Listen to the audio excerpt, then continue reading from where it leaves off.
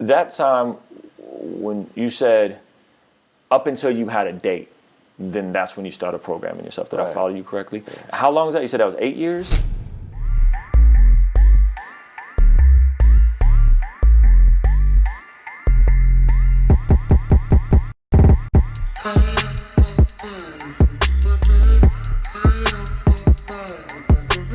Ruslan. I figured out I had a date like probably like a year and a half. Okay. And then so the hope, the light at the end of the tunnel is what gave you that the ability to. Cause I'm like, yo, I don't want to go back to jail, bro. Like I'm looking at all these people when they're like 60, coming back to prison. Like you're 60 and you're getting a brand new 5-year bid, bro. Like I was just, you know, I'm like, nah, that's not me, bro. I can't do that shit. I felt like I always felt like that. I never, even when everybody thought that I was like I was nothing, like I wouldn't amount to anything. Yeah. For a big part of my life, a lot of people always felt like that about me. But I never felt like that about me. You know what I'm saying? And I always felt like I'm bigger than, you know, the situation that I found myself in. So when I was in prison, I was just like, you know what? I can't. The only person that's doing this is me. You know what I'm saying? Like, I'm the person that's putting myself in here. There's not nobody's putting me in here. Yeah. So I have to figure it out. I have to figure something out. And so I just spent that time, and I was just like, you know, just trying to figure out how I can, like, you know, get out my own way. Yeah. Yeah, you had a couple minor like parole violations and infractions. You talked about the curfew thing they hit you with, and then there was a situation at South by Southwest that same weekend we first met. Talk a little bit about like what's it like once you're in that system and how the recidivism rate is high because they keep you so restrained on parole. A little slight thing, boom, you back in, you know, for 18 months or 4 months or whatever. So can you share a little bit about what that's like? I mean, it's definitely easy to slip when you have like a whole, you know, when you're like grown man, you're like 25, 35, 40 or whatever you are, and you have to be home by 8 o'clock. You know what I'm saying? Like your curfew is at 8, 9 o'clock. Like, you know what I'm saying? And then also it's like, you know, they can also control what jobs you can get. Like if you did 10 years in prison and you come home, you got kids to feed and you have an opportunity to drive as part of your job, but one of your stipulations is you can't drive for whatever reason, then you can't drive. You can't get that job. So that just doesn't make no sense to me. You know what I mean? Like I feel a lot of times like, you know, it's definitely hard. It's hard. It's hard to live like that, like with those rules. And try to like do the right thing. But at the end of the day, it's not harder than doing 25 years in prison. Like, you know what I'm saying? Yeah. My dude, Marcus, shout out to Av, he stays in my studio. Real good dude from high school. He got out, he did 10 in federal, got out, and then did 5 before that, got out, and they wouldn't let me pay him as a 1099. As a contractor. I'm like, yo, he can come with me, we could travel, he could be my road manager, and they were like, his PO was straight up like, he cannot be a 1099 employee. Like, he cannot be a contractor, he has to be an employee. You know, and I'm like, a lot of those Uber jobs, a lot of the stuff you're talking about, those are 1099 general contractor positions, you know, the way you file your taxes. So you really, like, y'all really preventing people from being entrepreneurs, you know, and if you just did 10 years, like the easiest way for you to change your life trajectory socioeconomically is by doing something entrepreneurial. You know what I mean? Which was crazy to me. Like I literally went back and forth with his PO about it. Like, what do you mean? Like, how can I not pay my guy on a 1099 basis so that he can do something productive? It doesn't make no sense to me. Yeah. It just doesn't. But I mean, at the end of the day, this is how I feel, right? I feel like these people, they have their job requires us to be in jail or be on parole, right? Like if nobody was in jail, nobody was on parole, these people wouldn't have a job, right? So, you know, I feel like they're like for a lot of times, you know, they're it's like their job security. people being in jail is their job security. Yeah, I mean, I don't feel like, you know, I feel like, I mean, not everyone, not all of them, but a lot of them, they don't care if you go back to jail, you know? If you go back to jail, that just means that there's more opportunities for them, like, you know what I'm saying? So it's like, you know. Yeah. Could you fix your mic a little bit? I think it fell into your shirt. So when you transitioned out, speaking of transitioning out, there was I appreciated how fearless you were in documenting your journey. I think it was when you had came back from Austin and South by South, they made you go into like a halfway house or something like that. Or was it a shelter or a halfway house? A shelter. It was a shelter, and you were showing like, yo, this is where they got me sleeping. You was on live. And I was like, yo, man, this is like, most people wouldn't share that kind of stuff, you know? But I was like, this is so fearless of you in a way to really, really document your journey, you know? Yeah. I feel like I go through that all the time. Like, I really don't have a problem showing my weakness. And a lot of times my people be like, yo, bro, nah, you can't say that. You can't do that. What are you gonna do that for? But I don't, like, you know what I'm saying? I don't feel like I should hide anything. You know what I mean? Like, if I'm in the shelter, I'm in the shelter. It's not like, you know what I'm saying? Like, that's what I'm going through right now. And there's like a million people that's going through the same thing. So it's like, you know, I want to show that. Yeah. You know? And that was a hard thing for me, being in that shelter. You know, I really How long were you in there? Like 2 months. Jeez. It just sucked. Yeah, I bet. Sucked ass. They had me on an ankle bracelet at the same time. So I was on an ankle bracelet and I was in the shelter. And I had a place to go. So this is what I'm saying. Like, yo, they forced me into the shelter and I had a place to go. Like, why am I in the shelter, bro? The shelter is for people homeless. I have a place to go. But they just wasn't accepting it. They just didn't like the fact that, like, you know, because I had got arrested on my video shoot, Mac Talk, on a roof.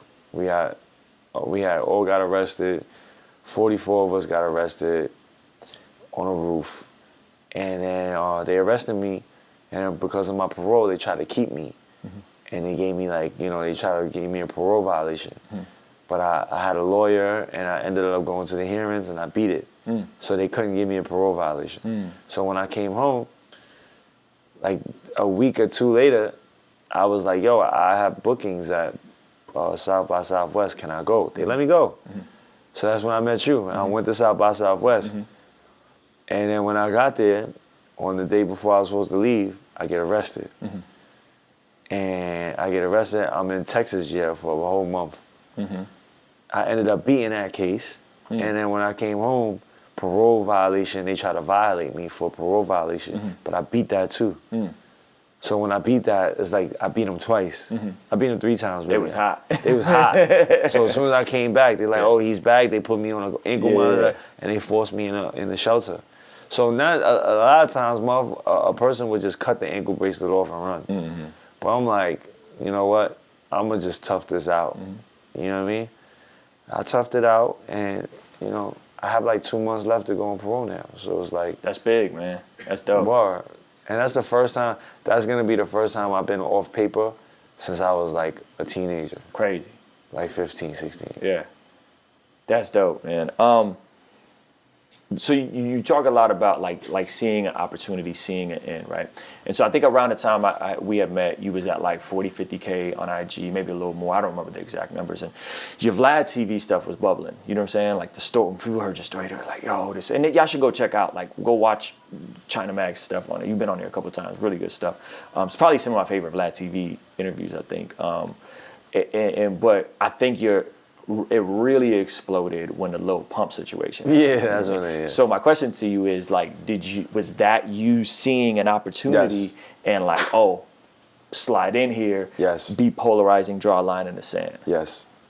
That was exactly. Yeah. Honestly, I didn't care about Lil Pump and what he did. Yeah. I mean, all right.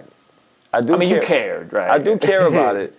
But I didn't care about it like that. You know what I'm saying? When I first saw it, it wasn't like, I wasn't outraged. You know what I mean? I was just like, he's a fucking idiot, like whatever. Like, you kept saying like, yo, he's a kid. Yeah, but when I saw how many Chinese people, how many, like, there were like people writing like, thousands and thousands of messages on this thing, and I just kept on reading it. And so many Chinese people were outraged, and they kept on sending this to me. At that time, I said, okay, this is my opportunity to show the Chinese people that I'm Chinese. Because before that, they didn't really know if I was Chinese. Like, they knew I was Chinese, but they didn't know if I was Chinese. Like, you know, if I rocked with the Chinese people. Like, if my behavior, like, all right, you could be born as a Chinese person, but you might not speak it, you might not care about it. You might be, like, too assimilated. You might not even, you know what I'm saying? So they wouldn't even, so that's what I was going through.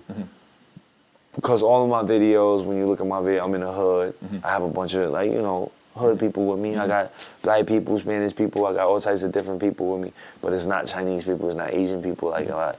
So I was always looking for, I was always like, all right, when the opportunity, because I'm Asian, I'm Chinese. Like, you know what I'm saying?